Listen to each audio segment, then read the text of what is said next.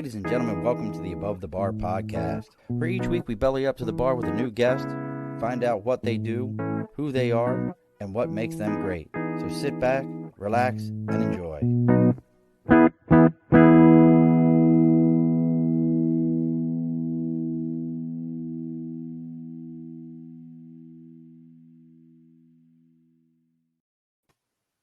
Alrighty, folks, welcome back to another episode of the Above the Bar podcast. We are bellied up to the bar again today. It is Wednesday. The bar is open. If you all are watching the visual side of this, you saw that we had a brand new opening with the new logo. If you're listening to the audio, you also heard that, so you still get it both ways. Just like one of our guests here, Keith, gets it both ways. So we have this opportunity today. We've brought in two experts, 1.5 experts in the field. We're talking today. And Keith is here too. Exactly. Because we're in slow motion. We brought in today somebody who understands a process, who, in my opinion, from an entertainment standpoint, he's doing something that reality of it is most people wouldn't venture into this world, especially today with the way we look at things differently in society. And we brought with us, and I love the fact that he's like, this is like having Cher or having anybody else who's a single name that I just can't think of right now, Prince, any of those. We brought with us today Drew the comedian. I love the sitcom track. Isn't it great? I'm gonna need to use that for my joke clips because nobody laughs. They do. Well, it makes you feel, it makes you feel better. Like, there we go. At some point, and Keith's on here somewhere too, folks. I don't know where he disappeared to. He was here with me for a moment, but we're talking about a subject that is, well, it really truly is. If you saw the post this week, dark comedy, blue comedy, cringeworthy comedy, and kind of the concept of, is this still a thing? Can you still do it? Or have we kind of ventured into a realm where you're not doing this anymore? This is not a valid process. We lost Keith already. This is not. He's an inbred anyways. See, and that's, that kind of gets into what's acceptable in the comedy world. Drew, go ahead and say hello before I run off with this thing and just describe it and never actually talk about it. Yeah, of course. Housekeeping. So just to touch on that, what you said is a very important question that I think a lot of people should be asking is, what is okay to joke about? And I think that question has been asked a lot, and there's a lot of various different answers. Best answer I've ever heard comes from Patrice O'Neal, R.I.P. to Patrice, one of the greatest comedians to ever live. And he famously said that as long as the intention is to be funny, you can say absolutely whatever the hell you want. Your intention is to joke. And I tell this to a lot of people because, I joke about everything, and that's part of the way I get away with saying a lot of things that I do is I start with topics that I know are a little bit less taboo, and I ease them into it, kind of like a sliding scale, where at the end of it, I'm talking about the Holocaust or Kobe Bryant or George Floyd. But I started out with, maybe gay marriage, maybe Catholics, things that people are a little more white people than Hispanics, and then you ease into it. So that's what I do to try to get away with it. But as long as the intention is to be funny, to make people laugh, and it's just the intent is everything. I mean, if the intent is to joke, then you're fine with it, at least in my opinion. I tell people a lot because it's really weird. The people who get offended at my jokes aren't usually the target of the joke itself. It's people being offended on other people's behalfs. And that's really weird to me because, for example, if I do a black joke and the black people are all laughing, but the white person's offended, and the white person tells me, which has happened before, where I've had white people tell me, you can't do black jokes. I'm like, first of all, you have no say in this as much as I have no say in this.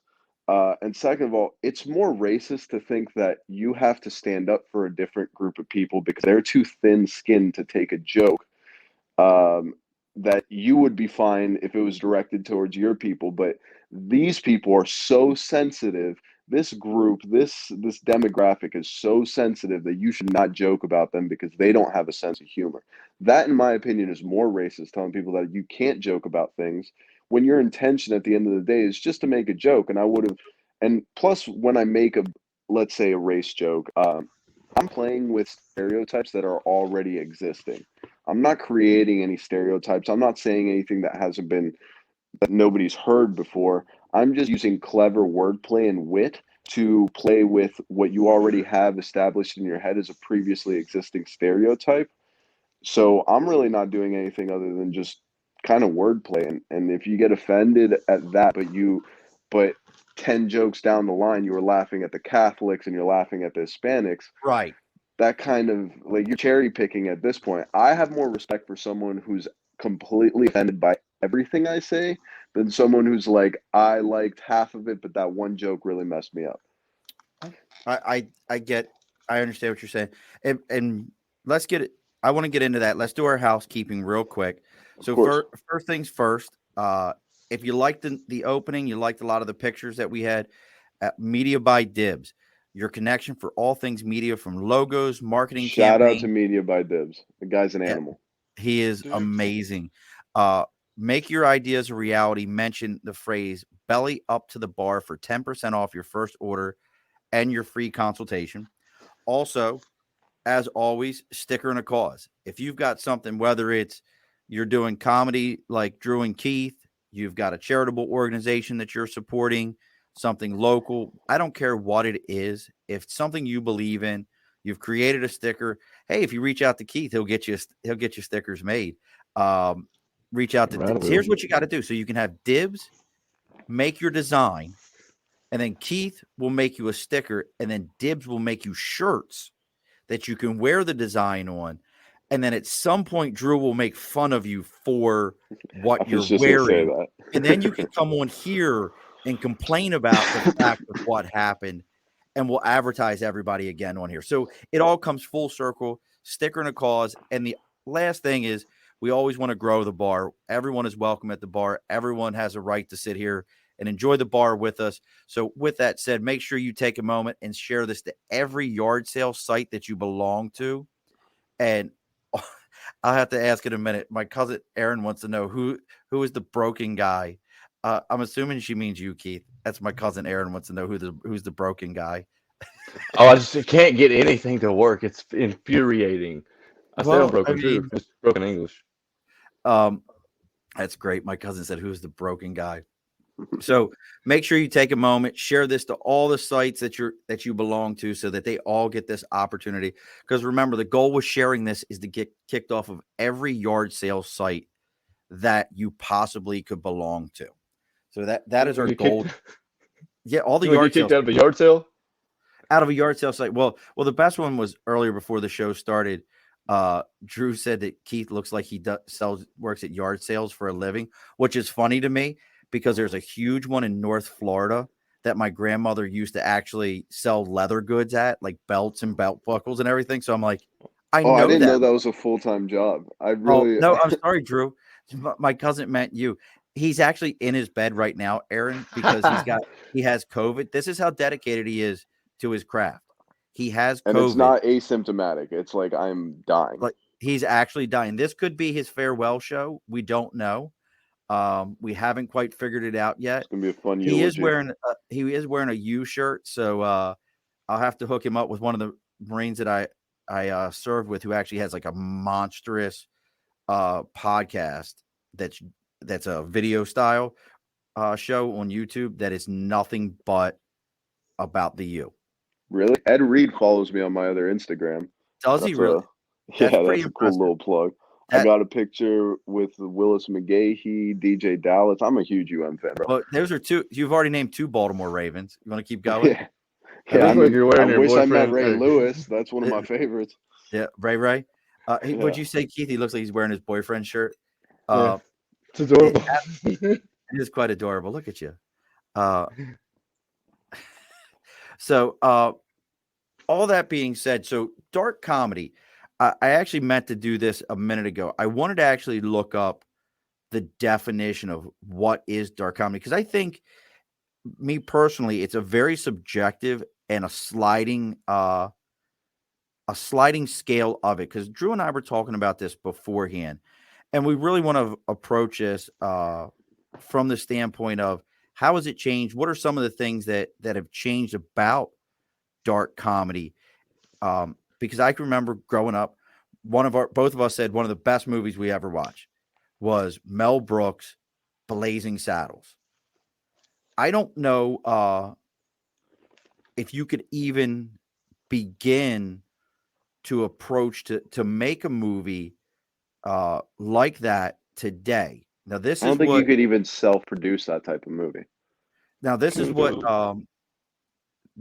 it comes up for Wikipedia. Um, Black comedy, also known as black humor, dark comedy, morbid humor, edgy humor, gallows. I've never heard this one. Yeah, it's Gallows gallows humor. humor. Yeah, that's what I was going to That say it sounds like. was. And Well, Keith is actually probably the most educated next to. I don't know. Drew, did you get past ninth grade? I'm a high school dropout, I knew so it. yeah, read four Some things you books. just know in life. And yeah. Keith is like, and if you knew Keith, Keith is actually the most well spoken. And Keith and I have talked about this, and I want to get into this also, where dark comedy touches the Appalachians, because that's a real. But that's that's that sliding scale. But let me finish this. Poverty. It says light or subject matter that is generally considered taboo, particularly subjects that are normally considered serious or painful to discuss. This is look. I mentioned Blazing Saddles, and my man Robert and I went to high school. He's another big Ravens fan. Yeah, see, he again, Blazing Saddles would never be done again. Pat and I grew up together. No, it couldn't be done. My cousin Aaron, though, Clockwork Orange. Is Clockwork Orange dark humor? I think it is. Not today, it wouldn't be considered. But isn't No, one of think and about the that's scene he goes to the win with the card. Do you remember the scene when they're handing him the flashcards? And they show the guy trying to break in the window, and the woman's got the blanket pulled up, and he goes, "No time for the old in and out. Love just came to read the meter." Tally-ho. I yeah. mean, I don't that's think a scene would define an entire movie as dark humor. There is a sliding scale, and a thing to note also is that with today's dark humor, why there's less of it, I think it's not even more about like PC culture. I think it's 10 times harder to do nowadays, not even because everyone's so sensitive, but because at first when dark humor first became a thing, you could get away with saying stuff and getting huge laughs or huge reactions, at least from the crowd, just off of shock value. just Shock because nobody value else has said it. Exactly. Shock value nowadays does not work at all. You will hear a pin drop in a room. If I go on stage and just say something like so ridiculous or It's asinine, outlandish, like rape isn't that bad. I need to have a right? point along with it. But 30 years ago, I would have gotten the whole room to be like, he just said what? Like, because they're used to late night comedy and stuff. So just the juxtaposition or such the difference of like someone actually being able to say this and not combusting all of a sudden is like something that gets them shocked.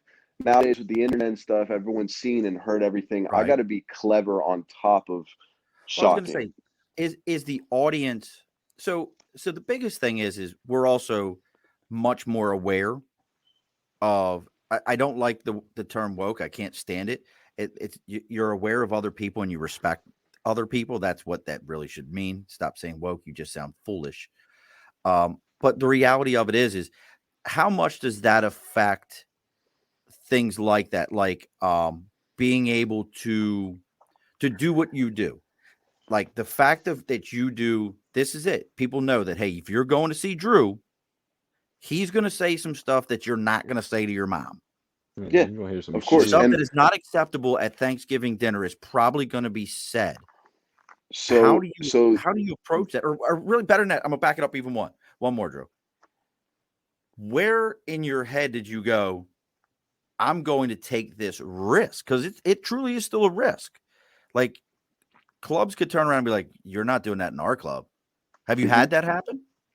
Not yet. Um, clubs really honestly care more about selling tickets, and I've been pretty good about selling tickets. I think that's an important thing to note is that you have to understand when you're getting into dark comedy that you're not going to be liked by everyone. 80%, it's probably I might have an accurate number, but 80% of people are not going to like what you do. You're looking for that 20%, but that 20% is a fan base that is going to ride with you harder than they would with anyone else. Kevin Hart got canceled from the Oscars for some tweets he Yes. made 8 years before then, but It's that's because ridiculous. he's known for family-friendly comedy. If someone were to try to cancel me for something I said, they'd be like, "Have you not heard anything he said? Like all of it's outrageous. Like this is why we like him anyways." And so anyone who would try to cancel me wouldn't be someone who buy tickets to my show anyway. So I don't care what their opinion is. My stuff's not for them. And I'm not there to offend people. Everyone has a different sense of humor. And so like my last joke I posted is about my mom having cancer, which is 100% true. And the audience had a worse reaction than I did. I'm like, it happened to me. Like you guys don't Right. even know my mom and you guys are oohing like this actually happened and I made a clever joke out of it so I can like move on and cope with it. And like so it's I don't have a hate in my heart. So I know that I can say this stuff with confidence. I mean, I've had two gay roommates. My current roommate's black. Like, I don't care who you are as long as you're not a shitty person. I don't even see that stuff. And so like to me, I'm Hispanic. People see me as white. I don't view myself as either. I'm just me. And so like for me, it's such a different mindset and different mind frame, but I'm not there to offend anyone. I make it very abundantly clear. I do dark comedy shows where it's only dark comedy and I'll headline it. So you were watching six people do Auschwitz jokes before I even get on stage. So if you got offended by me, then you should have left a lot earlier. Plus, the first thing you see on my Instagram is dark humor in all capital. Like if you don't like that stuff, don't click on it. But the issue with people who get offended is they need to get offended. It's moving on from one offensive thing to the next, and they need to be preoccupied because they have too much shit in their life that they don't want to deal with, that they want to point the finger at other people's and say this is what's wrong with the world when I'm making people laugh and stuff. Like you don't have to click on my profile. It says dark humor. If you know that you don't like dark comedy, don't look at my videos. But then people will click on it and be like, "Oh, now I'm offended," and then Well, report it that's or the Stern something. thing. Well, that's what Stern used to say. He said, what was the whole thing? My fans listen for people who love me listen for 10 or 15 minutes. People who hate me listen for the whole 4 hours. Yeah, Yeah. yeah, And and that's so it's really part of it. Um, We're in a and, different and time now. Like, the Stern stuff was not that far long ago, but now we're living in a weird time where, some publicity is bad publicity now. Like it's that selective outrage bullshit that people could just be like, oh, I want to feel important, and people think that I have a take on this, while I really don't. I'm just gonna make something up to be mad at, and then just screw somebody else's money over for that, basically. It's well, Robert but brings up a good point. He says you can't go to a show knowing a comedian's track record, then piss and moan when something said hits close to home, then laugh at everyone else being the punchline. So you're fair game. Well, that was something I was thinking about with some of this different stuff in the different realms. Like when you were talking about knowing what a guy's show is, you didn't go to a dice show and not expect foul language. Um, you don't go to a Leonard Skinner concert and get mad that they played Sweet Home Alabama. It may, right, it no, you would right. it would don't. make absolutely no sense. Like you know what you're You just going hit to home for see, Keith. That was Keith's prom song. That was Play and that, that was graduation music. play at my also funeral. people have this real big issue with comedy in general where they like see a comedy show or a comedy club and they're like, let's go check this out. Like you're not even going to look at like the comedians that are Right. performing. Like you're not going to look them up. You're just going to go to a concert and not even know what genre it is. Like you would never do that. You wouldn't go into a movie theater and just be like, what's playing? Like Right. you would do some research. Spin the wheel, and I'll go see that French foreign film that I never had an interest in. Exactly. So like you would do some sort of research, but with comedy shows, people just like because Yep. it's not as popular, they're like, oh, so we just go there and they'd laugh. No, I might make you cry. It depends on the person you are. Now I'm going to tell you right now, and if the two of you haven't looked into this, I send the guy who owns this company messages regularly, praying that he will accept the fact that Gunnery Sergeant Murphy who's a character in one of his shows is me, and that he needs to go ahead and hire me now.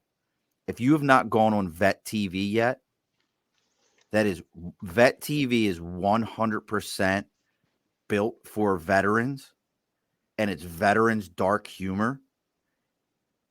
Drew, Hey, if you ain't seen that shit yet, And that's a good the point whole to channel. touch on.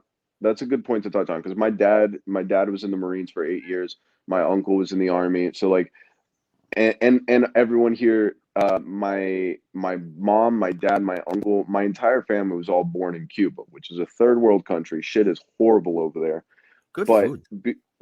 great food. I mean, good food comes from oppression. Like Andrew young Scholes had a moms. joke. Andrew Scholes has a great joke where he's like, anywhere where the men are like, "Hey, women, get back in the kitchen," the food comes out better from the kitchen. So like, Bang. it's it's Well, true, Keith but and I were also talking about like, that for dark humor with food. Have you Seasoning.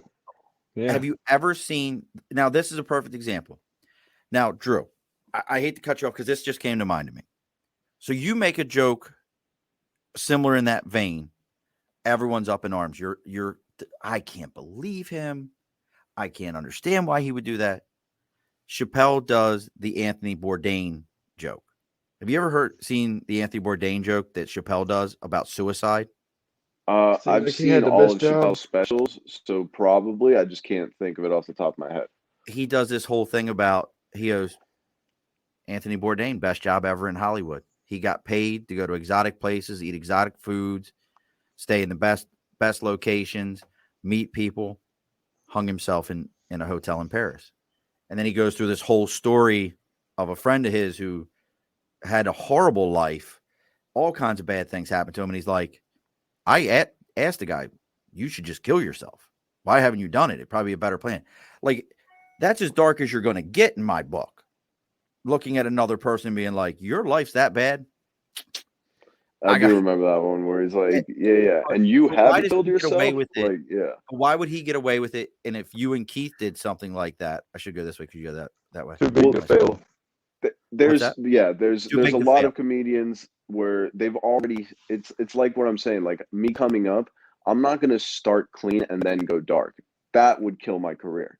But if Mhm. I build an audience on the darkness, which Chappelle has done, and Chappelle was even grandfathered in from a different time zone, but there are other comedians like Jimmy Carr, Anthony Jeselnik, that like you expect to see that. Tony Hinchcliffe, they try to cancel him and he only grew bigger from it. He gained 20,000 followers in a day, which was 10% of what he had on Instagram already because he had 200,000. And then on top of that, his agency dropped him. He's with a bigger agency. His venue dropped him that he was doing his show at every Monday. He's at a 3 times larger venue now with better production. Everything happened from one night to the other, and it just skyrocketed because his fans like that. And yeah, people are going to be outraged, but those people weren't going to spend money with him anyways. Other people who like that type of stuff are going to see it and be like, oh, let me check this guy out. So you might get 100,000 people looking at something. 80,000 of them are going to be outraged, but they're not going to do anything. They're just going to be upset. 20,000 of them are going to go check you out and spend money with you. So like it's building a platform on this is what I do. This is my shtick, and there is a niche market for it because things are so overly politically correct. That 20% is getting more and more starved for this type of humor. It's hard to find it. And so when they do find it, these are loyal fans. I have people messaging me from India. I have people who find me. I do self promotion on sometimes on other comedians' Instagrams where I'm like, hey, check my stuff out. If you like it, let me know what you think. And I get people all the time. I send Keith pictures all the time of people messaging me saying Oh, okay. they literally will message me saying I clicked on your profile just to hate on you, but you're kind of funny. Like stuff like that Yeah. all the time because they're like, I don't respond to bots. This is stupid. Normally I block bots, but I saw your shit and it made me die of laughter. Like stuff That's like that. awesome. Pro trolling. It's literally when you get those fans, they're way better fans than like Chris D'Elia's fans would be or something, like where there's a scandal or something comes out and everyone's like, fuck this guy. Like it would be very hard to cancel me once I get to the platform or the level where I want to be. Because at the end of the day, if you could sell tickets, Well, that's then really what it is. that's all that matters. It's numbers. And at the end of Well, the day, isn't that if a crazy though? yeah, well, I mean, it's business. That's just the way it should be. That you could be. I mean, Barack Obama could sell out the Miami Improv. He's not Oh going to yeah. be telling any funny jokes, but there's enough people that would come pay for him, and the Improv will let him go up. So like, it doesn't really matter what you do as long as you sell tickets. That's their most important thing, is making money and keeping the doors open at the end of the day. So like, it should be about the comedy, but like, if you can do both, then you're fine. And if a venue doesn't even want to let you in, then you self-produce it. You pay for a venue and you do it yourself. And then you make all the money off of it. You make the money off the drink sales as well. So like, that's why I like the freedom. That's why I'm filming. I'm in the process of producing and filming, and I'm putting all the money into myself for a 30-minute special. And I'm not even, people have told me, at least reach out to Comedy Central. See, first of all, Comedy Central would not touch my shit with a 10-foot pole. But even if they were Oh, interested, I wouldn't really? sell it. They would not. Nowadays, if you look at what's on Comedy Central nowadays, it's everyone has to be like a trans, non-binary, black, white, Hispanic But listen, woman. It's I everything but like that. Then there's South Park. well, I was about to say they still put out South Park and they still do the roast. You can't get any like those roasts are like When was the last time they did a I Comedy love those Central roast? roasts. I'd have A to good Google it. one. I know It's one been of a you's out while. there. Somebody It's been Google a when the last Comedy Central Yeah. roast. Someone Google when the last Comedy Central roast is, and there are, but I'm talking about specifically Comedy Central Jimmy stand-up Carr. specials. Jimmy They do. Connor? No, Jimmy Jimmy Carr Carr. is my number one favorite comedian, and he did do a great joke on Pete Davidson Yeah. that Oh people my got god, is offended that by. not the most that okay? So that's an example. Like, so I want to get into this, and so I know Keith's not saying a ton right now, because I do want to touch on that piece of where society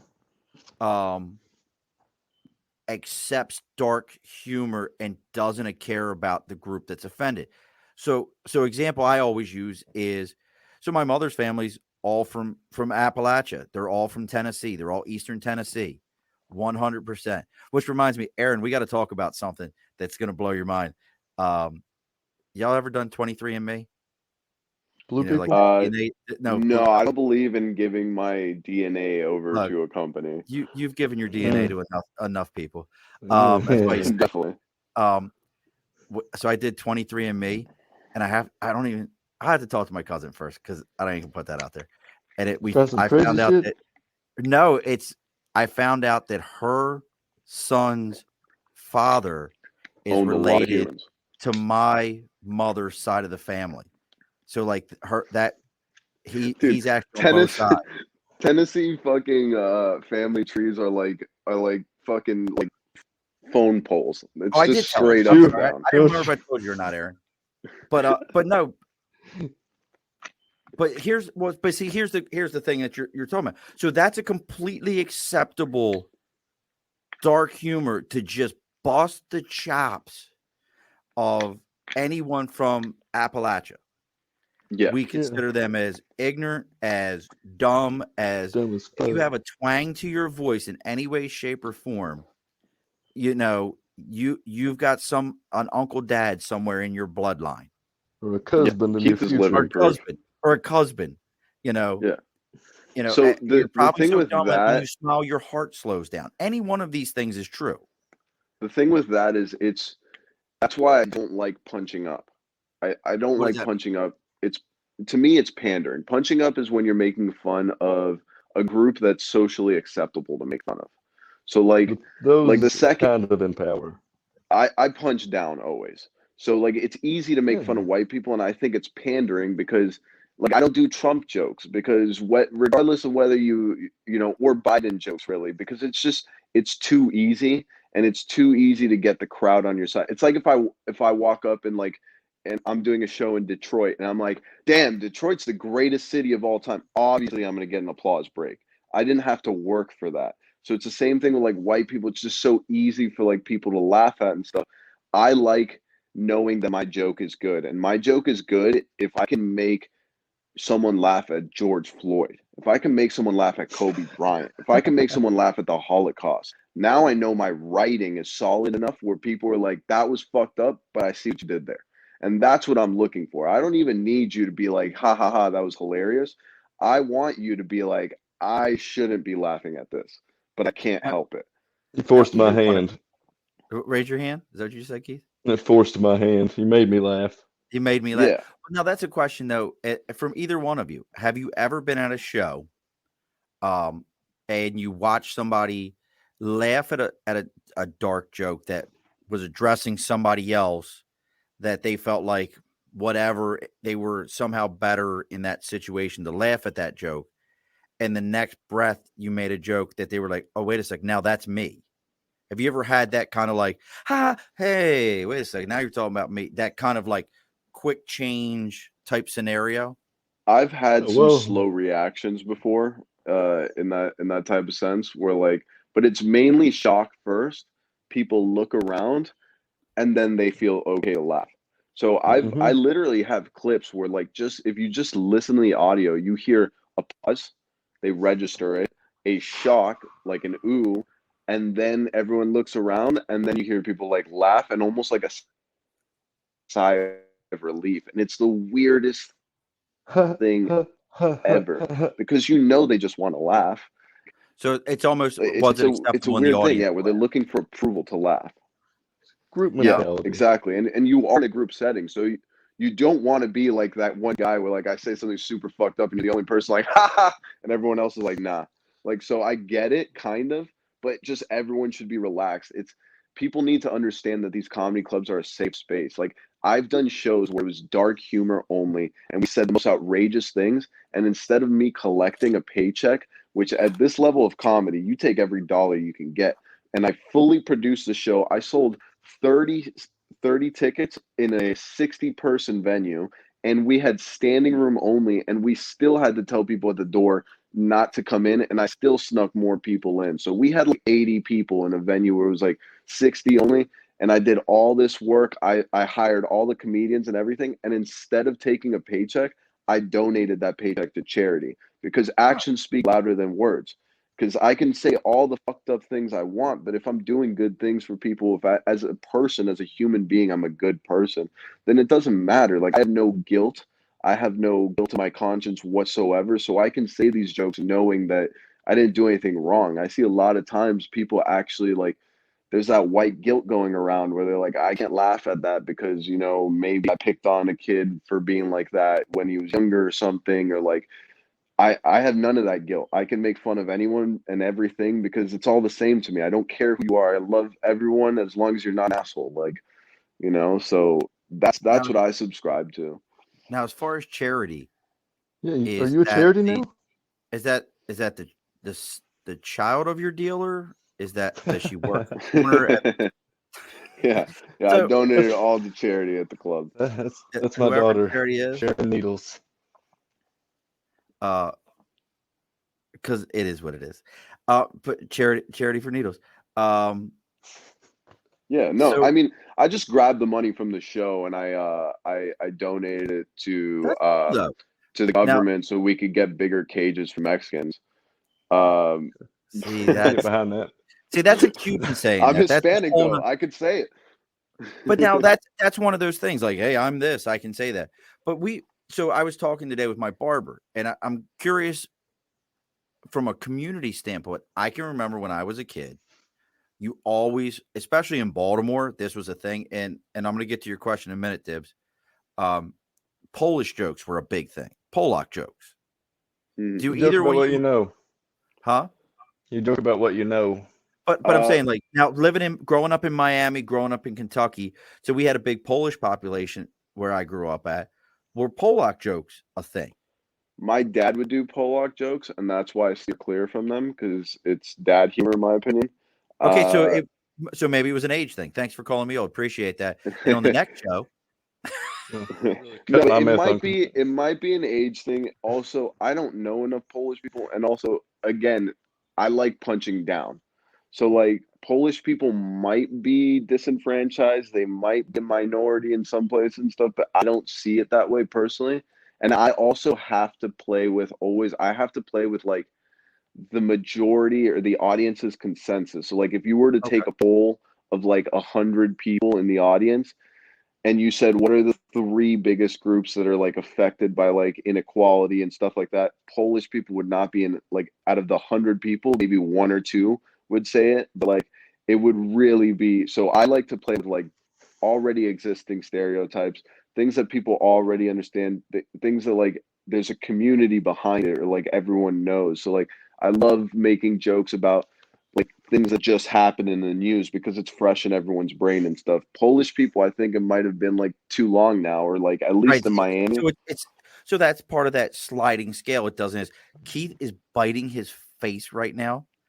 I got to get the Yeah, tapes. I really want to say. So what I'm hearing is we really need to start talking about this Polish privilege problem. Exactly, the Polish Yeah. privilege problem. But it was a thing. Now, Yeah. What Dib say? well, remember, Aaron, you and I He are said, very "Is close. there Aaron, you anything?" don't remember, we're very close in age. There's only 6 years between us. He My says, "Is my there cousins and I, anything we're that all. you are afraid to Yeah, joke about I'm because you think it's going too 25. far?" So to put in I'm perspective, 45. I'm 25. So So you're 25. I'm 45. I'm But timeless. well, but so Keith, yeah, and I'm curious for Keith if there's anything. Robert, I love this one. The solar powered flashlight joke. That's a Polish joke. Hey, the solar power. They invented the solar powered flashlight. Imagine if you had a yeah, dynamo in your right hand whenever you're 13. That's free energy.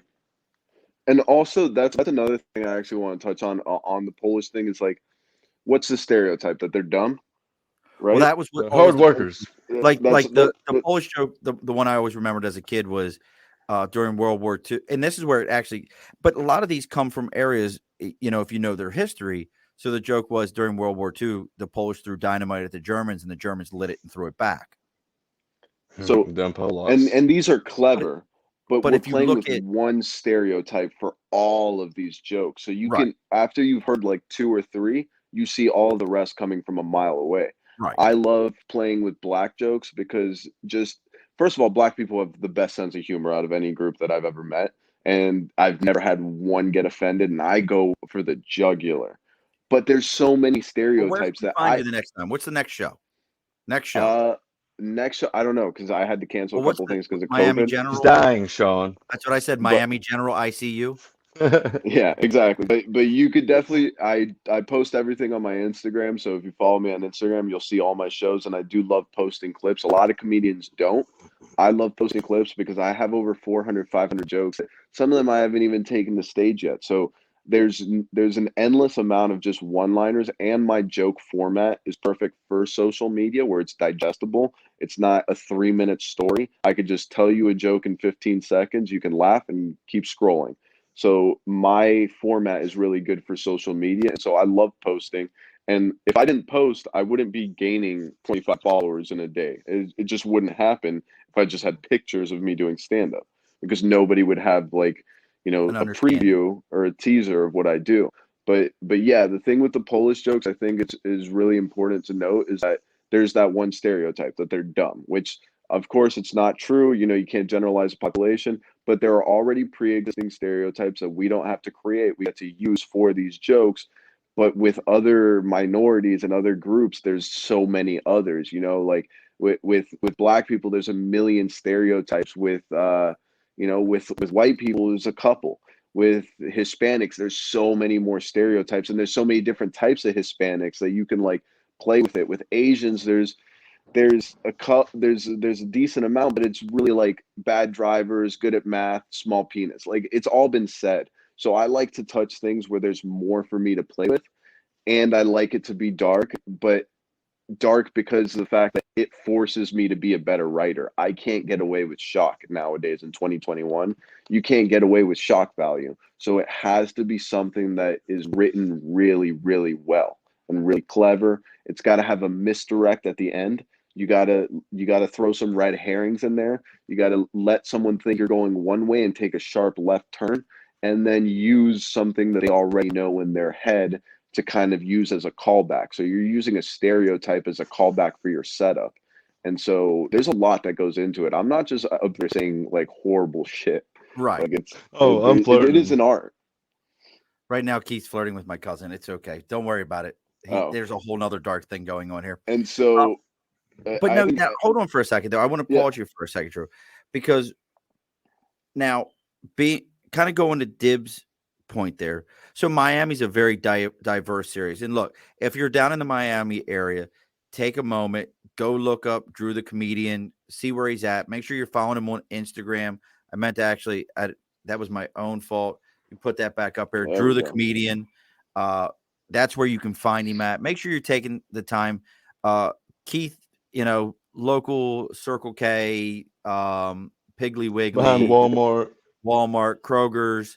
Um, Kroger, he's at one of them. He keeps asking to move homeless into my shelters. basement. He Look in keeps the asking to move into dirtiest my basement. places. Um, we're bringing him into the whole family. But Click your now, heels together 3 times. No. and you'll find him. But that's an example. So I'm curious, because this is what you do today. Let's talk about some of the history of it for a minute. Hmm. With the dark comedy, we mentioned a little bit of the God, I almost said Mel Blanc. That's Bugs Bunny, but that's another example of dark humor. Mel Is if Brooks. you really go look at the Bugs Bunny stuff, there's a lot of dark stuff in there. Where if you really There understand, is. like there's stuff in there that I'm going to tell you whether you like it or not plays to a level that you're like, oh, cancel culture. Like I think the only reason cancel culture hasn't gotten a hold of it is it's too scary to touch. Yeah, Like but also because with it's that too big to fail. with cartoons in general, Family Guy gets away with some stuff that they would What you mean? never if it But was it's an supposed to, acted but it's show. never been for kids. Family Guy's never been for Of children. course. No, I get that. But That's like also Rick and like Morty's not for my children. Morty. windows and stuff like that in it has always been a thing because cartoons have to be watchable for adults as well. They're the ones with the money. So you have to put innuendos. I mean, Toy Story has always had them and stuff. They're Yes. not as dark. I think at the beginning, I mean, listen, a lot of Disney stuff is Disney was an anti-Semite himself, so like there's some Yeah, stuff in there that he probably threw that's in not ironically. What was it? Um, Thaw me out when the Jews are are gone. Yeah, good innuendos guy. and stuff like that, but you can get away with stuff a lot more in cartoons than you could with live shows. I love Mel Brooks. I love, like I mentioned, Monty Python stuff. well, that's But another one. it's also important to note that when it's acted and scripted, people give actors way more leeway because you could be playing a role of a sociopath, a serial killer, and nobody thinks you're that when you get off of the screen. But I go on stage and I say horrible things, and some people literally think that that's me off of stage. But like if I was in a movie, you wouldn't think that. You'd be like, he's just acting.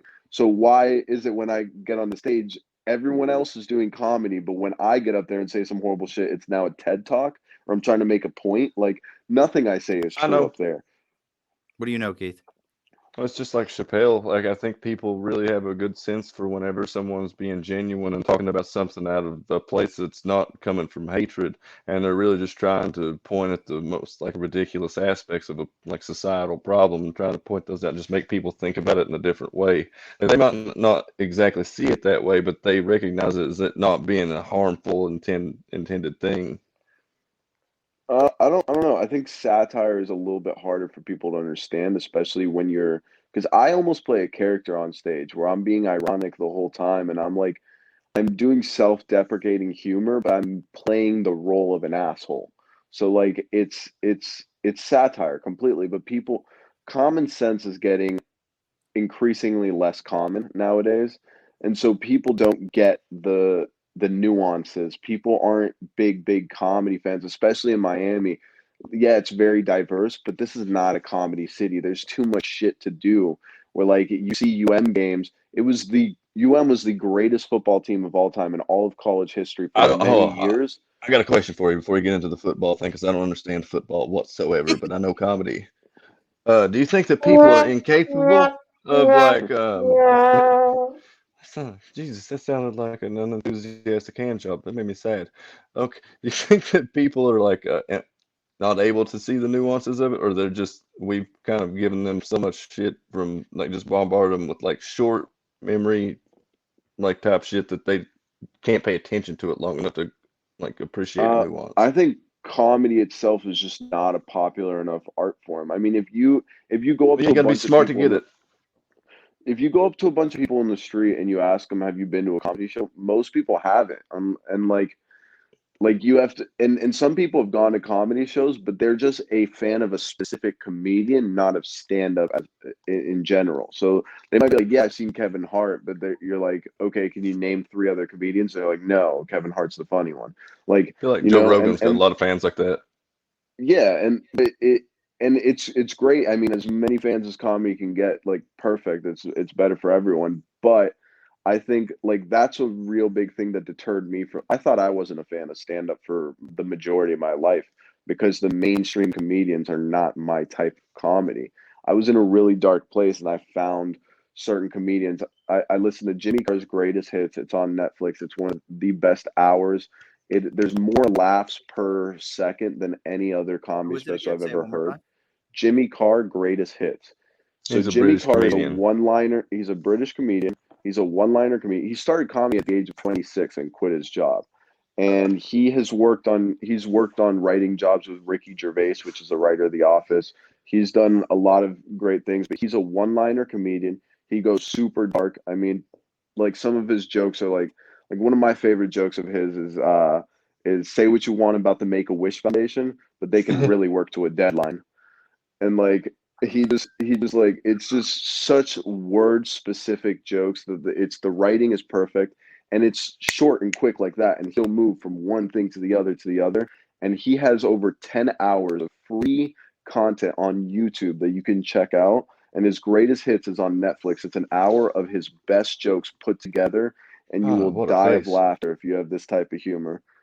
Yeah, Well, I mean, he can Jimmy tell Carr. 200 jokes in the span of like what most regular comedians would tell 10, Yeah, and 15. it's Well, it's rapid funny. fire So I had to pull him up. nonstop. He's a British Irish stand up comedian, television presenter, writer, actor. He is known for his dark humor, distinctive language, and heckler interaction. Oh, Yeah, he he has will another one where smite he's like, hecklers.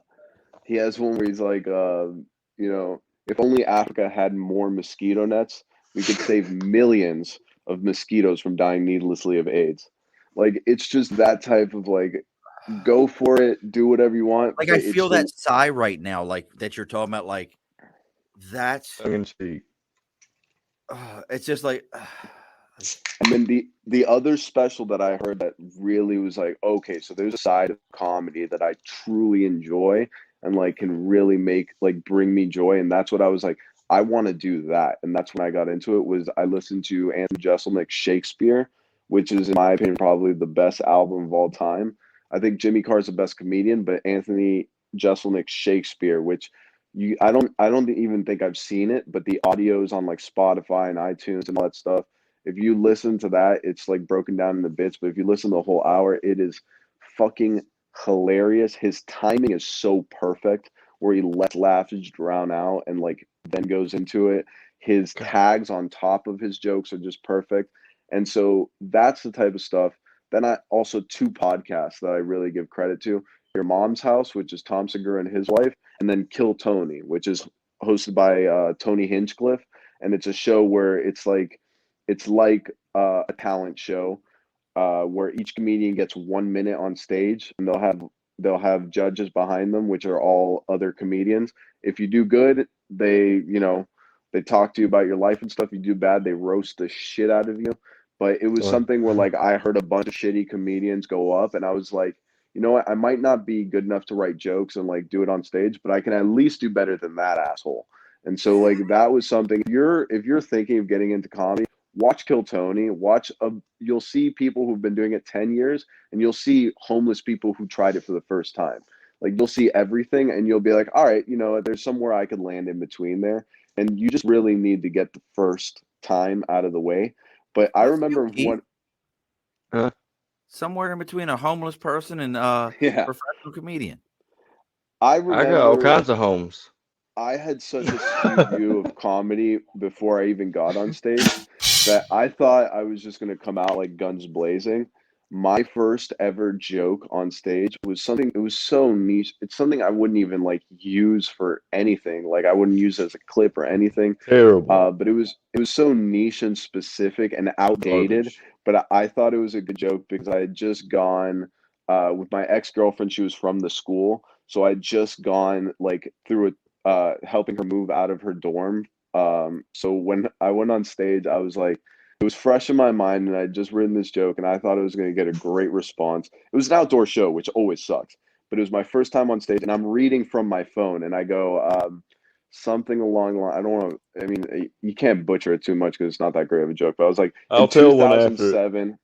I was like, in 2007, Virginia Tech was voted the most fit school in the country, which makes sense because that's the year that the 52 slowest students got shot. And my first ever comedy reaction was not a laugh. It was another comedian saying, Jesus fucking Christ, and Jesus nothing else. Christ, man. And that was my first ever reaction on stage. And then I'm like, fuck, I have like 18 more of these things. Like, I just kept going through it. But now I know exactly what you're talking about. That brings up the top.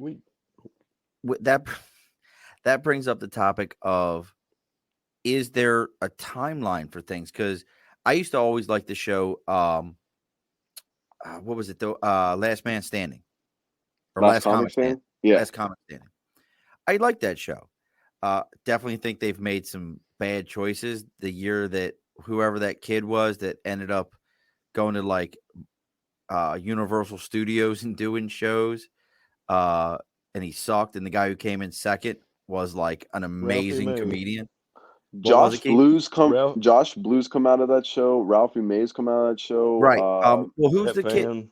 Fluffy. There's the guy who has Gabriel Iglesias. cerebral palsy came out of there. Yeah, that's Josh Blue, the first one I mentioned. Okay. Gabriel Iglesias came out of there. Doug Benson was on that show. Which is very odd that Josh Blue came out of that one, and then I saw him on America's Got Talent recently.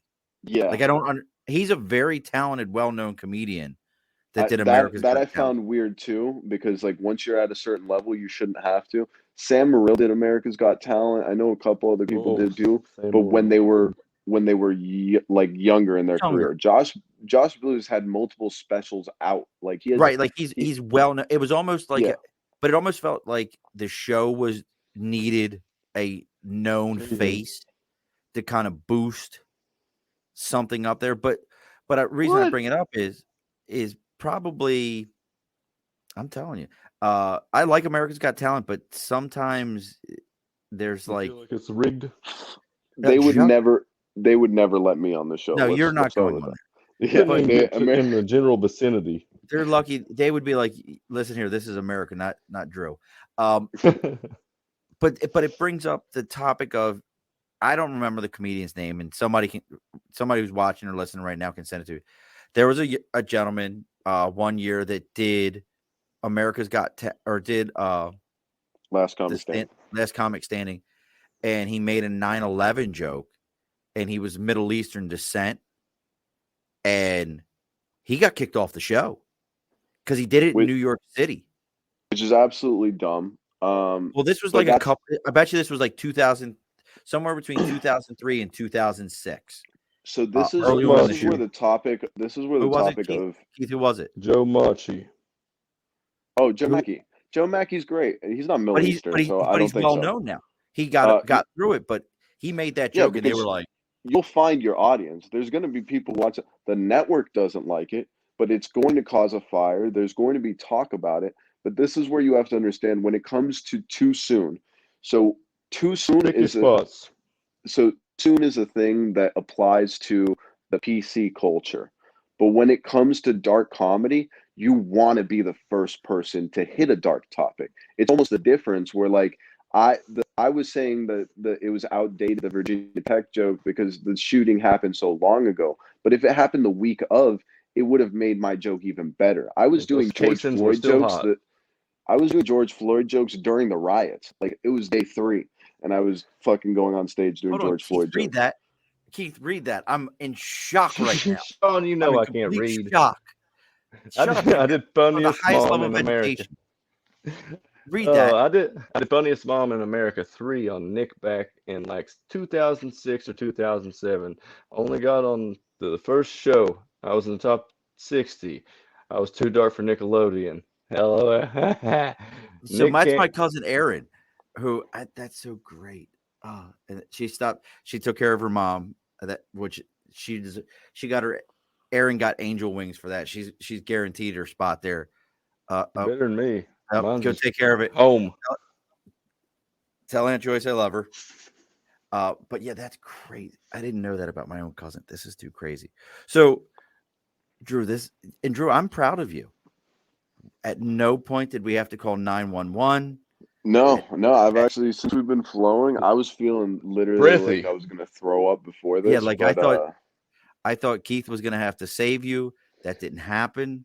yeah, At Keith, no why the No, point fuck is are you my here? phone rang and somebody said, eye uh, candy. WTF, which is very good.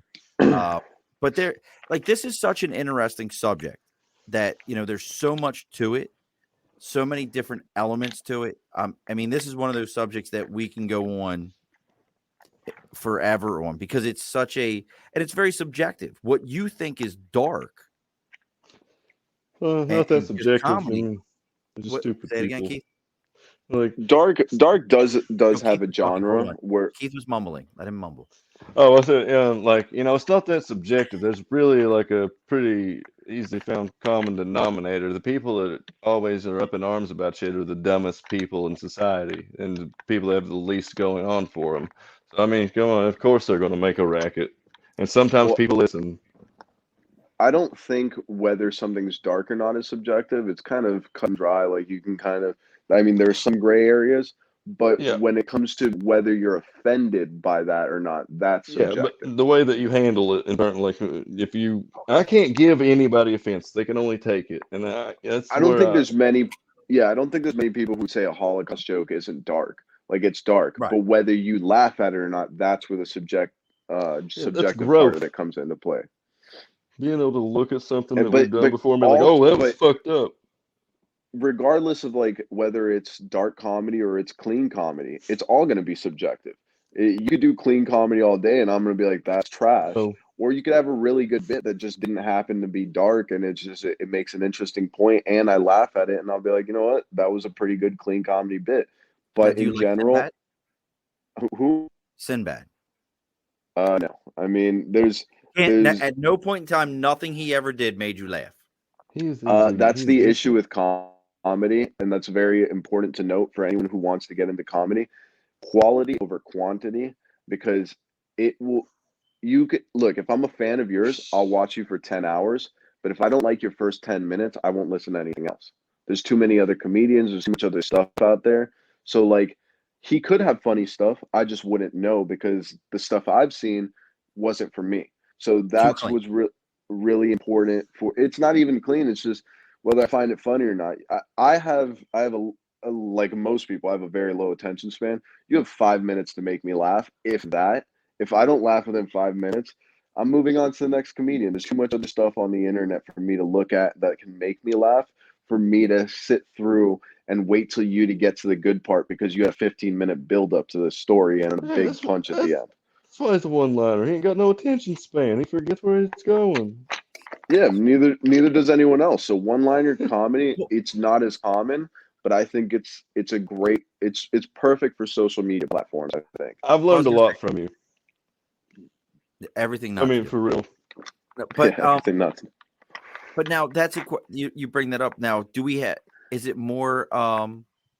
Look, Dibs was like, well, at least my graphic caught your attention. That's because it You want was graphic. amazing, Dibs. Yeah, it Um, was a great now we graphic. got wait. I got to get you doing Keith's graphics. But no, you bring up a point. Is comedy turned into your jokes have to be the equivalent of a Vine video? Yeah, No, almost. But but Almost. but you said so say it again, Keith. No, I Keith, said almost. Like there are great storytellers though that can actually catch an audience's attention. I mean, if it's but the they right have to have audience too. that's the thing. They have to have the audience. Chappelle when he did that whole thing where he was crying that he's a millionaire who's not getting paid enough for the Chappelle show, There was not one laugh in the whole 30 minutes of it, and everyone was reposting and sharing it because Chappelle could just read a book for 2 hours and people would repost it. Yeah. So, but me, I would get booed off stage in the first 2 minutes if I was complaining about like not getting paid for something or something like that. Like, so it just depends on who you are. Once you hit a Bring back certain the level, book guy. but it's also kind of to your disadvantage because there's some comedians who get so big and so famous that the crowds are always laughing at anything they say that they don't know what's funny anymore. Comedy keeps you humble because if you say something that's not funny, for the most part, if you're not a big comedian, you're not going to get a laugh. So you're like, fuck. Like, even though I've written hours of fucking hilarious material, what I just said right now got nothing, and that made me feel like shit. So I'm going to either scrap that or change it, but you need that information. It sucks and it hurts to bomb, but you need that data. You learn more from that than you learn from actually winning. So once you get to a certain level, you can tell stories for 30 minutes long, but who's to say whether it's good or not? You still have an audience, so people are going to listen to it, but you don't know whether your stuff's good or not. There's some comedians who just quit comedy because they got so big that they're like, I can't gauge this anymore. Yeah, It's those just are too the much. two. Oh, go ahead, Sean. Sorry. Okay, Yeah. no. Now I want to hear Those your are the input. two extremes. Like you got the too big to fail, and then you've got the luxury that comes with anonymity of being a smaller comedian. You know, you can get by with more, Well, look at but Martin you don't Lawrence. get seen. And Martin Lawrence is an example of that. Remember, Who? I mean, Martin Lawrence. Martin Lawrence, yeah. I mean, he's he a was like you were talking about comedy albums. He had an album back in the early '90s that I probably played in my car 100 times. Could tell you the entire thing on that. One of the funniest jokes was him talking about Michael Jackson's father, Joe Jackson, and the not Shoeless, Joe Jackson, and then talking about what the hell is Michael's sister, the one that wasn't that talented. Janet. No, Janet was talented. No, she just popped a titty out at the Super Bowl. No, she was always, but I can't think of her name. But he does a whole bit on it, but like you said, he was. See, but I don't know if I would ever call what he did dark. Yeah, I mean, blue. But now that's but then another thing. Like I'm going to put a bow on this here soon. But what's the difference, Drew, between dark and blue? dark and blue are synonymous. I don't like using the term blue is just an older term. Dark is like more of a regular generation. They're completely synonymous. The fuck is I a regular used to put generation? Hold on. What the fuck is a regular generation? no, I meant like regular newer generation. generation, like current is what I meant. I misspoke. I'm You sorry old to offend fuckers. the Look at my shirt right now. I'm sorry to offend the guys in that are in this podcast that get discounts at grocery stores, but I meant Benny current Hannes. generation when I said that. But so Hit the button, Jimmy. Hurt. when it comes to dark and blue comedy, it's the same thing. I don't like using, and I know people have said black comedy. Black comedy could also mean Def Jam. Like it could mean something completely different. I'm with you. So I don't Well, I like never using heard that term. gallows comedy. I'm gonna start Gallows is white another comedy. like that's like before blue comedy. That's like when they're like Oh. yeah. So like these are super old terms, and that I think the last person I heard use the term blue comedy was like Bob Saget. Like, so it's not That's an common. example. So I don't know if you heard him on here. And Amanda Wingo says, popping titty out takes talent. Pop your titties. But you talked about Bob Saget. I don't know if you went back and you listened to any of the shows. That would be appreciated, Drew. Thanks. Appreciate it. You got 25 people down logging on. Probably should tell them all to definitely go back and listen to all those shows. Subscribe and follow. I mean, just throw that out there. Everybody listen to Sean's show. I'm sorry. Thank you. Because you're already here. But no, we had Scott Edwards on, who owned a comedy club in Los Angeles, the 12th ever permanent, like full-time comedy club in America for 20 years out of Los Angeles. And Bob Saget was one of his, like he's actually one of his closest friends is Bob Saget. But you talk about that, and it's interesting to me is how much. So you say, oh, they'd never let me on TV. Bob Saget's one of the dirtiest comedians to ever do it. But his TV show is sectioned it. And so there you go. We just That's the lost Keith. thing. What the fuck did he just do? I don't know, but that's an important thing to note is that with Bob Saget, great comedian. Phenomenal. I'm not a big fan of sitcoms, but I respect it and stuff. But the thing is, he ran into an issue because he didn't stay consistent. Is that his TV stuff, which he's getting paid an enormous amount for in sitcoms, is super family friendly, super clean. That then people would bring their children to his Yes, comedy shows, that's what and they Scott was saying. would freak out, and it's like it's two completely different worlds, but it's kind of like yeah, he's like Hannah Montana on TV and Miley Cyrus off TV. Like it's two different worlds. You got, Jekyll and Hyde type of situation where it's like, but he's not advertising as much, because if he advertises that he's Right. dark, then the networks get mad at him and he can't do his TV show. So people have to find out the hard way. If you're consistent with it and you're like, I say fucked up shit all the time, don't bring your kids, people aren't going to bring their kids. And if they do, it's on them at that point, not me. Well, that's what Scott was saying is he would have to, like, moms would be like, oh, Bob Saget. And they would get ready to bring their 10 and 12-year-old daughters to go see these shows. And he would have to be like, you can't see this. No. Yeah. I mean, and he was close friends. Like, I think he said he was in Bob Saget's wedding or something like that. Like that level of close. Yeah. And he talked about that. Now, one of the other things, because I want to get into this also. Look, he's back. Keith, can you get that prepaid phone taken care of? There you go. Keith is literally like the worst STD ever. Like, you just can't get rid of him. You can't. Whole new type of herpes. So now, one of the things I got running across the bottom of the screen right now, and I want to talk to you about before we put a bow on this thing and pull the lights in the bar, is Vice City on YouTube. You managed to pull off one of the greatest kung fu hits in all of YouTube to be able to have the title of your YouTube channel, Vice City. Listen to me. If you're any of Drew's fans, I need you all and any Keith fans to go to my YouTube channel so I can get the required, whatever it is, 100 followers or 500 followers. 1,000 and 1,000 hours watched. So I can customize the name of my YouTube channel. I can't even do that right now. What? Yeah, you can. No, I can't. I got like 56 and they won't let me customize the name of it. Give me $20. Listen to me. You're as bad as the people that send me messages. Listen to me. I can go ahead. Well, I'm worse. But that's another. Oh God, that's a whole nother thing. I had a guy reach out to me the other day, and I've had two. One was phenomenal. I'd recommend the guy. He seemed like a good guy. I talked to him on the phone. But I had another one. He's like, "Oh, I can get you 15,000 followers." Okay, I can improve your show. I can improve your show. I'm like, all right, cool. I said, so of all my shows that you've listened to, what was your favorite?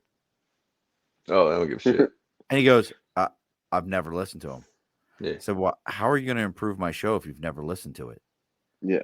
Well, statistically, but those aren't real. Like, they're not real people, real numbers. Yeah, we've talked about what's that. important to know is, like, there could be one on YouTube who has 100,000 subs and makes no money, and there's another guy with 5,000 subs who makes a living off of them because those 5,000 people are buying merch, each and every single one of them. You don't want a bunch of fans. You want a bunch of fans with money. If my entire fan base is 4-year-old children with not a dime in their pocket, then I'm 4-year-olds are watching your comedy. All their parents are getting CPS calls. And no, my kid. Yeah, I love you. Yeah, but those parents are also not taking them to the show. Hold on a sec. There's a handful of Murphy cousins, Aaron, in our generation. No one talked poo-poo on you, and I would never let that happen. There's only a handful of us. So at least in our age bracket, we're like one day I'll have to explain this to you. Like, we're a very interesting dynamic. And I'm actually, it's been said many times on the show. I'm 5'8", Drew. I am the shortest person, male or female, on that entire side of the family. Oh, wow. Every single one of my cousins is at least 5'9" or better. Even some of their or children better. Yeah. It was so bad. Now you want to talk about a dark humor joke? It was Yeah. so bad when I was a kid, and I've told this many times on the show. It was so bad when I was a kid that my parents took me to a geneticist because they thought that something was wrong with me. They were like, "He's short." See? He ain't growing. Oh, you ready? You ready? What's that say? 6 5'8" feet, isn't freak. even that. You're comparing it to like a bunch of like taller people. 5'8's not That's that bad. That's like Listen, I tall think that's woman. national average. Like like I've watched Erin standing in the hall of schools, like with her students, and she's like leaned down on them, and Yeah. they're all like 6 foot, 6'2". yeah, And I'm I'm 6'2". also, and here's the thing, I'm also the youngest of all of them at 45. Everybody else is older than me, so it was We always got like, I want to hang out with everybody, and they're all like, "Fuck you, you're like, get away, The you're just run a of the kid." litter. But we all they're got all like, big feet too. "Yeah, well, you also smell like farts." Well, Yeah, by the way, I farted. to go Absolutely, back yeah, on the YouTube yeah, topic, but yeah, please. uh, so what you can expect from the channel, And it's I'm Vice City, treating. folks. Vice City on YouTube. Yeah, Vice City is the channel. Great name. I don't know how the fuck I got it. I still am thinking that I'm gonna get an email saying that it was a mistake or something because I honestly have no clue how I got it. But that's the YouTube Motherfucker. channel. Right now I have 0 subscribers, but what you can expect to see, which I'm putting a lot of quality. I'm buying over $2,000 worth of cameras, and Holy microphones shit! and stuff like that. I'm investing my own money to have editors professionally do this, and work together as a team because I'm going to learn the basics of editing so I know what I'm looking for, but I don't have the time to learn master editing while I'm making videos because I want them all to be good quality. But what the type of stuff you're going to see is, um, I, I worked a long time as a nightclub promoter, so we're gonna do a lot of stuff in nightclubs in Miami, a lot of the Miami lifestyle on boats and stuff. You're gonna see gorgeous women. I'm gonna show people how to actually Cheers. walk up to gorgeous women, get 15 of them that you've never met before off of the beach, and take them to a nightclub and get a $10,000 table for free and party your ass off. Where it would normally cost you 15, 20 grand to do that, and you would have to meet all these girls. I'm literally going to show people how to do this from beginning to end. I'm going to have stand-up clips. We're going to do really original prank ideas that I have a bunch of people working on. It's going to be a mix of a lot of things, plus vlogging in between. But it's going to be a lot of that like super exaggerated Miami lifestyle, a lot of fun, just a lot of jokes constantly going around. Me and my friends just always we do Spoiled or this fix anytime it. we're walking around in public and stuff. We see people, we say things, we fuck with people all the time. It's gonna be all good. Once we get the money to, I want to do like, just randomly walking into car dealerships and buying people's cars and stuff. Like I want to be able to do that stuff once I get the money to. So it's going to be one of those big channels. We're putting the effort behind it. We're treating it like a business. We have a business plan written out and we're all following it. I have 4 or 5 people that are going to be characters on the channel as well, and they're everyone has their role and everyone's playing it, and we will take 3 to 5 weeks shooting one scene, one film, just to get it right. Like I don't care. I'm a stickler when it comes to quality. When it comes to stuff like that, like I am so big on form and quality and everything being done right and the way I see it that I will take my time. I will dump all of my savings into making sure that He's something a comes out the way I believe it he's a should. less is more type of guy. I'm less is more as long as that less is perfect. Like I don't like Keith has the opposite version of me Like a where he's Rush just like, album. yeah, yeah. Keith does the opposite where he's like, I'm just gonna anything I see on TikTok, I'm Just stitching funny. it. He's like the next thing I see, whatever it is, I'm gonna stitch this one and just throws it I've up. He's thought like about actually 2 posts doing a a day, video of that. Like I could which go through reels on Instagram and I make 10 funny videos in 10 minutes. I which promise, it and get does make sense 100,000 for views. a certain level of You get algorithm and how many stuff like that. views? Probably 100,000. See, that's a whole thing that we at some point we're gonna have to talk about.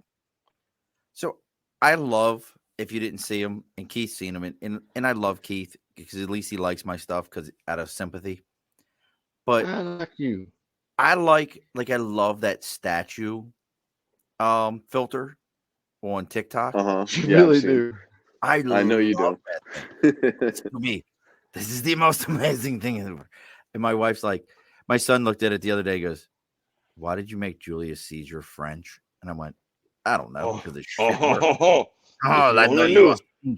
you are all stinky Americans. Listen to you, like you. This is crap, and I love it.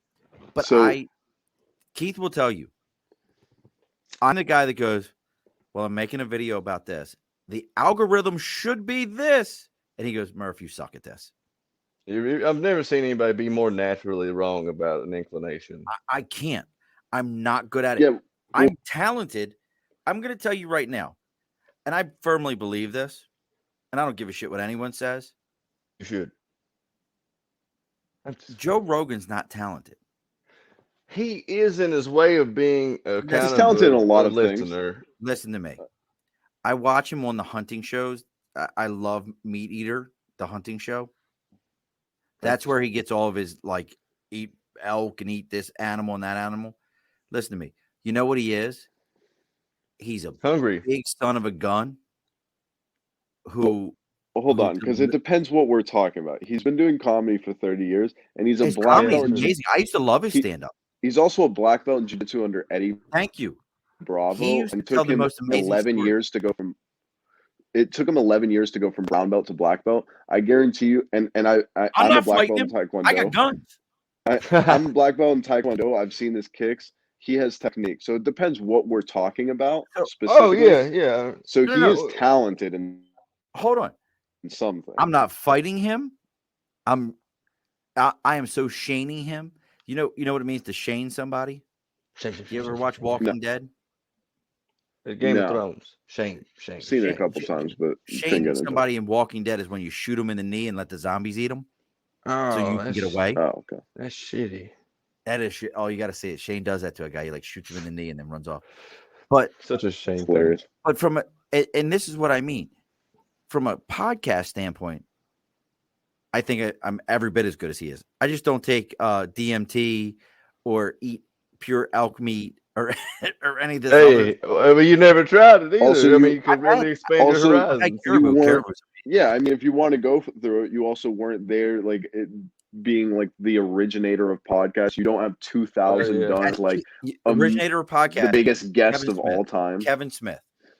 Of course, but I'm saying like of mainstream podcasting. He wasn't and like, either. Yeah, I think was his not was the first either. one to really take off. Like, there's none at that big of a level. Andy did maybe, one. and I'm ignorant because I don't know, but I'm thinking from the views of like the mainstream audience of not people who are like super into podcasting, just people who like casually watch. I think he's the big name when you think of podcasting. He's a big name because he had a TV platform to promote him. Well, also, but before that, TV plus UFC plus comedy. I mean, he does like 5 different things at once. So thank you. Yeah, one of those things is bound to be a home run. Listen to me. I'm not fighting his thick neck ass. I'm not fighting him. I got 20 years in the Marine Corps.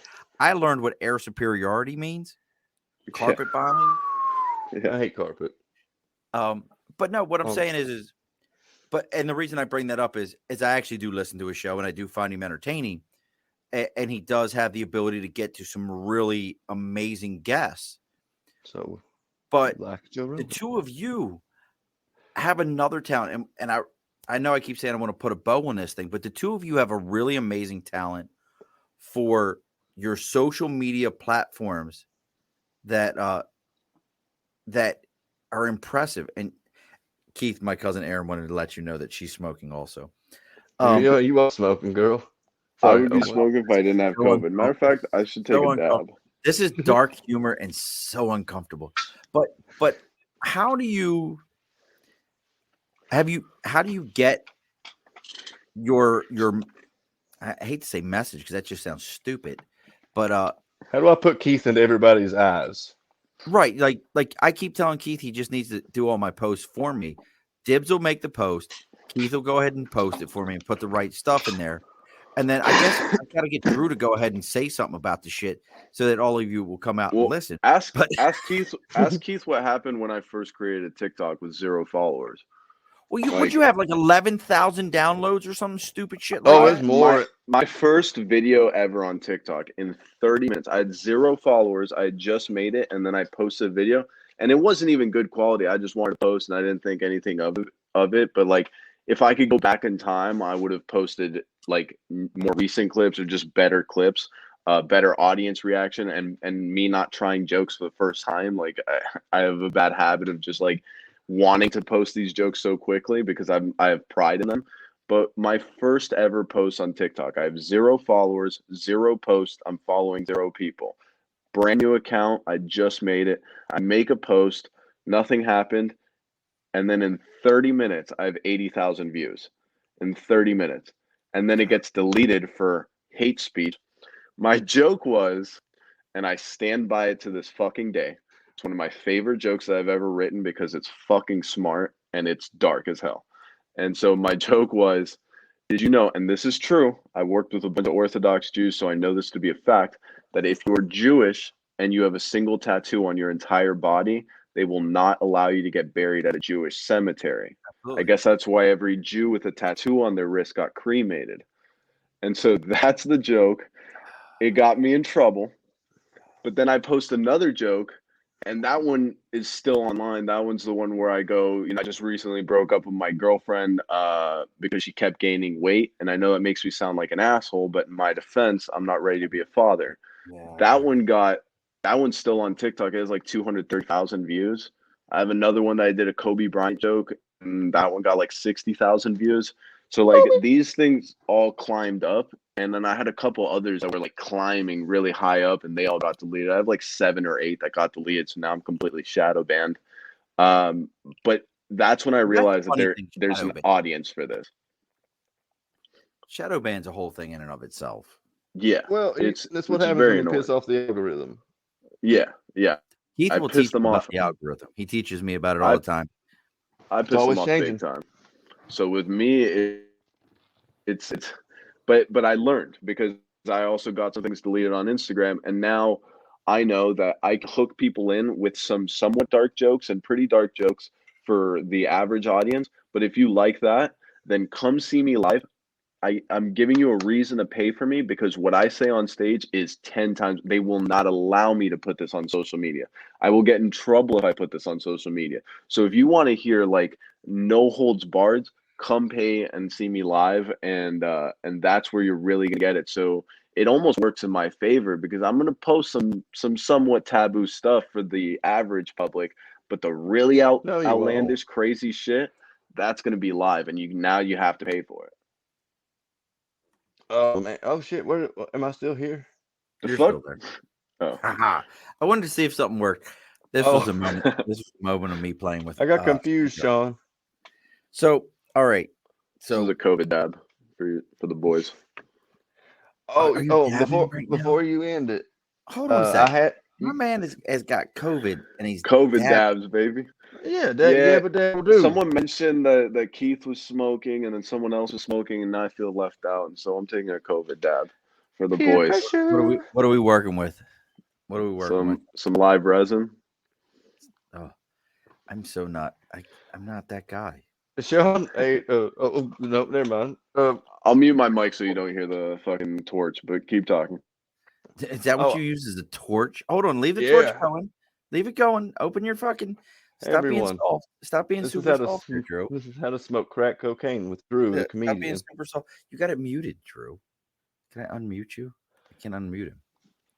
Oh, Alright, I we're actually, muted. So this is I how we took do some it. lessons from Drew. Oh, step by step shit.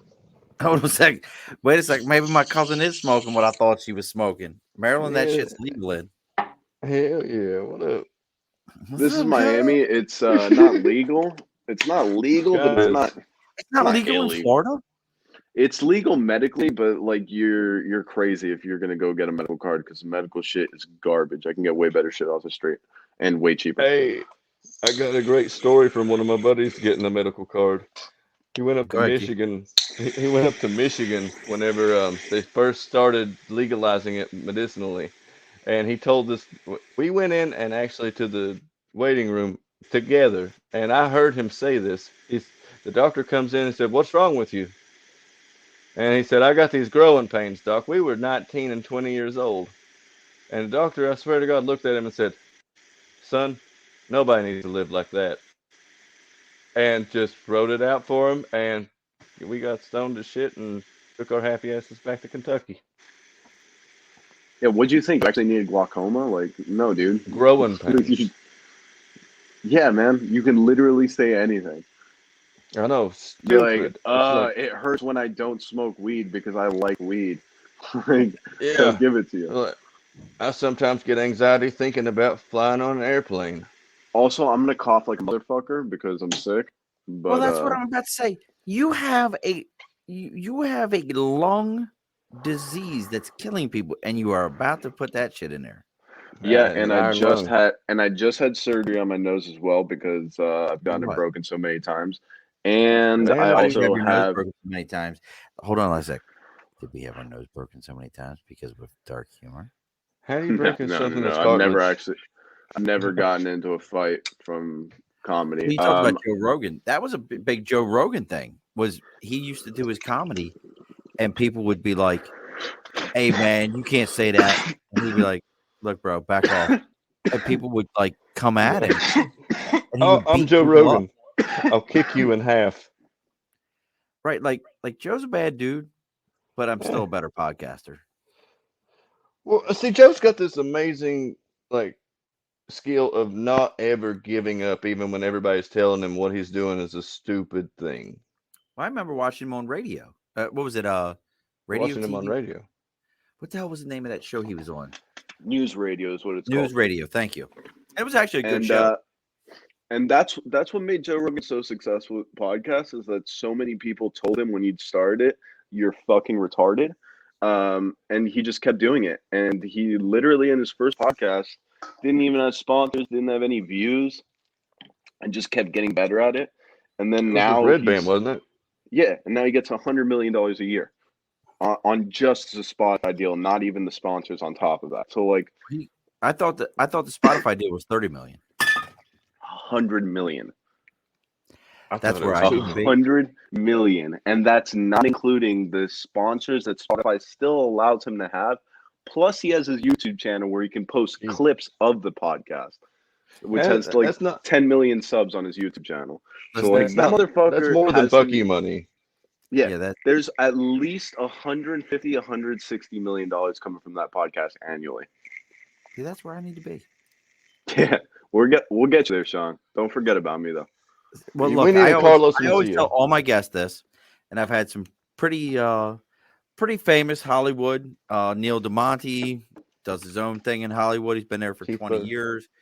All these different people's Emmy Award winners. And I'm going to tell you this, Drew. Same thing I told Keith. When you get your first red carpet walk, I just want to be your plus one. I got you, bro. I got you. Plus one. I'm flaky. You Easy. are. I would probably do some. I would need someone there anyways to film because I'm gonna probably do some wild shit at the red carpet. Like I'll literally be like, I'll be fucking with people and shit. Holy shit! Is that Drew? He's got Pitbull filming. So we got Drew the comedian on Instagram. On Instagram, Vice City is the YouTube channel. The YouTube which it's channel. coming. We're praying for December, but we really want to take our time, quality over quantity. And I know that the YouTube algorithm is really strong on it's big on a lot of things, but it's big on consistency. And so we're going to be dropping a video every single week, same time, same day of the week, every single week. So in order to do that, I don't want to be putting out bad content just to come out with videos. So I'm going to take my time, film 10 at least, have them already uploaded and ready and on private, and then I'm going to make them public at that time, at that day. I don't know if it's going to be a Monday, a Tuesday. It's probably going to be something in the beginning of the week because I just think that that's when people like need stuff to watch. So something like that, but we're taking our time with it so we can have 10 videos and we don't have to play catch up. We're just shooting videos for the future from then on. So we're shooting for December. It's a optimistic goal, but December, January, we should have content actually going up on YouTube. And if you guys know any editors, if you guys know any, I've spoken to a couple people. I'm building a team, so I am paying for work because I understand how important it is to be an artist and get paid, whether it's just a little bit, some sort of appreciation for your work. But yeah, like I fucking did was I didn't even ask him to do like half the shit he did, and he He's was a like fucking ninja. yeah, he was sending me shirt ideas and shit. I sent him $25 this morning because I understand like what it is to be an artist, and like you got to give back to art. That So like means a I lot, complete bro. and it means a lot to me that someone would do that for me. So I'm a very giving and I'm a very loyal person. If you got my back from the beginning and you believe in my vision and you trust in me, reach out to me. I will pay you for your work when I can pay you more and when I can do more for you, and when this thing scales and grows. I'm gonna get you a fucking Tesla for your birthday, and you with 50 grand cash in it. Like it's gonna be big. I trust me. I have this vision, and I know it's gonna be big. I know that like when I post my TikToks and I got millions of views, there's a market for what I do. I know that And there's that's an audience out there. oh, hold on a second. You had over 1 million views on In 1 week. TikTok and never showed your boobies.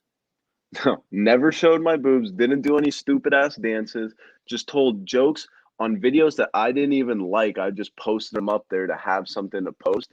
And I got 1 million views in a week. Incredible. Most of it's deleted now. There's still like 300,000, 400,000 views on my TikTok, but most of it's like all private now because it's deleted.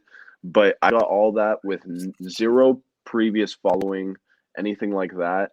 And so I know that there's a demographic and a market for what I do. Now I'm just going to do it smart, and I'm going to just take my time with everything I do, and I'm going to produce quality. But And just like that, we lost Drew. It was great that Drew was going to produce quality. Like we lost him. I don't know what just happened. He died, Sean. That's what Drew just happened. died. So Well, at least it's a so let's blue. talk about you and my cousin Aaron here for a minute. Yeah, I'll let's watch do you. it. I know some people. If I think you are funny enough, I will put you in contact with a few people. See where it goes. See, like Drew's like way close to the look. Now we got him. We lost yeah, I don't know Drew. what happened there. You were like way into it, like you were so high. But my cousin Aaron, I know. does know people. Like I have a weird family. That's a whole conversation. So we got where we can find you. We know where we can find you. We're gonna make this happen. Aaron, I Drew, appreciate that. here's another one that I put Let on me the say that. red carpet. I put you on the red carpet list, bro. Everybody that comes on here, I tell them the same thing. When you hit it big, I just want to walk one red carpet. I'm You not tell gonna my forget. son, Listen, I'm not gonna forget about Uncle Sean. I got you. look, Uncle, fuck, I'm 20 years older than you. I guess I am Uncle. I could be old enough to be your dad. Uncle Where's Sean. your mom? Where's your mom? Old Shunkle. I have been in Jacksonville, Florida a few times. Let me talk to you. My dad was probably in the Marines at the same time as you were. Come to think He of it, probably was. Now that you mention it, let me talk to you a minute here. Let me tell you about your daddy. Let me let you know who your daddy Exactly. is. Let me get this voice real deep. You definitely outranked him because he was constantly getting in trouble for shit. So, oh look, God, look. There used to be a saying in the Marine Corps that Chesty Puller, the most well decorated, most well known senior Marine in all of the Marine animal, Corps, it would Brigadier never General be Chesty. able to survive in today's Marine Corps. No, and Chesty was shot like 11 times or some shit. Like, well, Chesty Puller's like the coolest thing about Chesty Puller ever was during, I believe it was the Korean War. He walked out of a tent and somebody was like, "We're completely surrounded." He's like, "Okay, now we know where the enemy is. That solves that problem." How fucking badass are you? Like, and I personally have never known any Marines, but I've heard plenty of stories where when he lived in DC before he passed away, that Marines used to just go and knock on his door and be like, "I'd like to meet General Puller." And his wife would open the door and they would come in and they would sit and talk to General Puller. I can't even explain to you as a Marine what that would be like to sit down with Chesty Puller and just say, Thank you. It'd be like a Buddhist sitting down with the Dalai Lama. Like, Is he still alive? it would be that equivalent. Jesse Pullard passed No. away in the late Yeah. 80s, early 90s. And Oh, I'm not even a Marine, but hearing the stories from my dad, I know what a deity Chesty is, and then what a badass. Also, like, Right. not only like is he looked up to, but he deserves it, all of it, and probably more. Like, you know. But I did want to say one thing, Aaron. You said you're gonna look at my comedy. Keep an open mind. It is dark. We've been speaking about that. wide open. It's fucked up, but You have no idea. it's well done. It's well written. If you know anyone you can put me in contact with, I'm always down to network. If it's a bigger name, I will open for them for free. I don't need the money. I make good money on my job, and I have side hustles as well, like club promoting and stuff. So like, I will go fly out to LA to open up for someone for free. I want to grow what I'm doing. I believe in what I'm doing. I'm not looking for pennies right now or anything like that. Let me network. Let me work my magic and stuff like that, and I'll grow what and it's I'll all get about. paid for the fruit of my labor later. Yeah, So I'll get the money I later. will tell you, Drew, look through my Instagram and look up Scott Edwards. I'll put you in. Scott Remind Edwards. me. Don't let me forget. Scissorhands? I will No, I send won't. you an email and I'll put you in contact with Scott Edwards.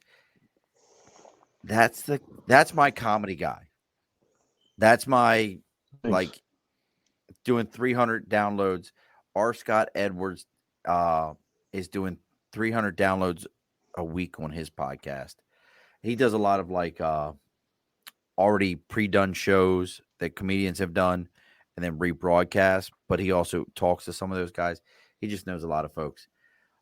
So we have And ask Instagram. Keith. Keith has heard a bunch of my jokes that I don't even have filmed yet. Like, I have some stuff that's just like my stuff I have posted looks bad in comparison to it because everything I write is just getting better and better. And I've been writing for 4 or 5 years, but I've only been performing for 2 on stage, not even. And so I took a lot of time to write before I ever got on stage, mainly because I was a pussy. But once I got on stage and realized that there's actually a market for what I'm doing, I literally I hit the floor running. And so there's a lot of stuff like I can literally do 30 minutes of solid material if someone needs me to. So I will work with any comedian as long as I, benefit from it and just exposure. I don't need the money. I just want exposure. I'll get my own money later. Nice. Well, look, this is definitely one of those shows that can go on forever. And that's For these are sure. my favorite shows. They can We'll just have to keep do a going. part 2 sometime. We will definitely do a part 2. But do it. Everyone needs to go find Drew at Drew the Comedian. Everyone needs to go find Keith at Keith Burr on Instagram. The Facebook is God. You changed it again, didn't you? What's the fucking Yeah. Facebook? It's probably Keith Burr. It's still Keith Burr, but Keith is like my undercover podcast brother from another mother in another country. It's Kentucky. It's another life. Keith ranks in like the top 5. He's in my top 5. Like if we were in the circle, you remember when you used to have the circle of people you Yeah. Keith would be MySpace. That's MySpace and T-Mobile. Yeah. Yeah. Top 5. Keith would be in my 5. We'll keep keeping. Hell yeah. Thank you, Sean. And Aaron loves your confidence. I love my cousin Aaron. She is on it tonight. But Joe Rogan's got money. You said on it. So, as always with us folks, if you were listening to this and you're watching the show, which I appreciate you watching, take your phone out, open up your podcast app. If you don't have a podcast app already on your phone because you're using an Android phone, make sure you go ahead and download a podcast app like Google Podcast and make sure you're subscribing and following the Above the Bar podcast. If you're going on to Instagram, make sure you take that moment. You go on to Instagram and you look up the Above the Bar podcast. Once you find me, you'll find at Drew. You'll find Keith Burr. You'll find all of us on there. I'm going to have to beat my cat up here in a minute. He's trying to get into my comic book rack. Make sure you take a moment. And this podcast is way better than Keith's. Yeah. So Keith used to, well, Keith may end up being my co-host. We'll see what happens. We just got to get him like a good camera, and a good location. Ain't happening. All right, fuck it. Yeah, And then anywhere out of as fucking always, the we're South. on Twitter at the Above the Bar 4. 1, 2, 3, 4. And then our email. If you like this, you have something that you want me to go ahead and talk about, you have something that you would like me to promote, I'm cheap. I'll do that shit for free. The email is expensive as fuck. I know. Well, some of us are expensive whores and some of us are cheap whores. Yeah. Either way, you're still what? Whore. There you go. I knew it. Rogan started with dick pills, so. All right. Hey, all about the I gotta before we jump out of here. No, I just wanted to say the Above the Bar podcast at gmail.com. What did you want to say? Oh, Drew don't know what the fuck he's talking about. I got a great podcast. All right, he's been on a couple times. Maybe he's bringing it down. And I haven't been on the one with Paul yet, but I do want to get on that one. I got plenty of gay jokes for Paul. Paul's not in it anymore. It's all me. Oh, he's not? Yep. Okay.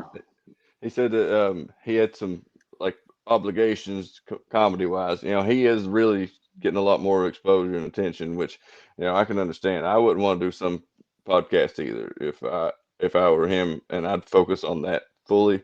But this is like my baby. It's called Cross Examination. It's on literally every platform, and it's fun. It's pretty much just me grilling the shit out of people for 10 episodes with my co-host Paul. We're considerably inconsiderate to a bunch of people.